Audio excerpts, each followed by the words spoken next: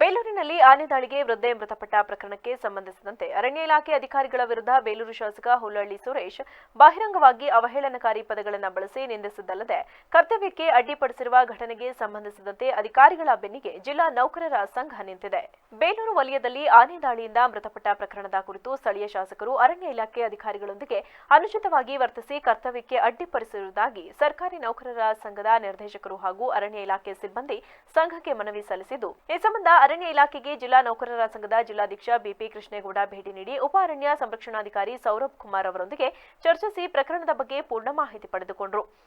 ಇನ್ನು ಈ ಬಗ್ಗೆ ವಾಹಿನಿಯೊಂದಿಗೆ ಮಾತನಾಡಿದ ಅವರು, ಅಧಿಕಾರಿಗಳೊಂದಿಗೆ ಮಾತನಾಡಿ ಪ್ರಕರಣಕ್ಕೆ ಸಂಬಂಧಿಸಿದಂತೆ ಸದಾ ನಿಮ್ಮ ಬೆನ್ನೆಲುಬಾಗಿ ನಿಲ್ಲುವ ವಿಶ್ವಾಸ ವ್ಯಕ್ತಪಡಿಸಿದ್ದು, ಸದಾ ಜಿಲ್ಲಾ ನೌಕರರ ಸಂಘದ ನೌಕರರಿಗಾದ ಅನ್ಯಾಯದ ಬಗ್ಗೆ ಯಾವುದೇ ಮುಲಾಜಿಲ್ಲದೆ ಧ್ವನಿ ಎತ್ತಲಿದೆ ಎಂದ ಅವರು, ಜಿಲ್ಲಾಧಿಕಾರಿಗಳ ಮುಂದೆಯೇ ಬೇಲೂರು ಶಾಸಕ ಹುಲ್ಲಳ್ಳಿ ಸುರೇಶ್ ಅವರು ಅಧಿಕಾರಿಗಳನ್ನ ನಿಂದಿಸಿ ಕರ್ತವ್ಯಕ್ಕೆ ಅಡ್ಡಿಪಡಿಸಿದ್ದು ಅವರ ವಿರುದ್ಧ ಸೂಕ್ತ ಕ್ರಮ ಕೈಗೊಳ್ಳಬೇಕು ಎಂದರು.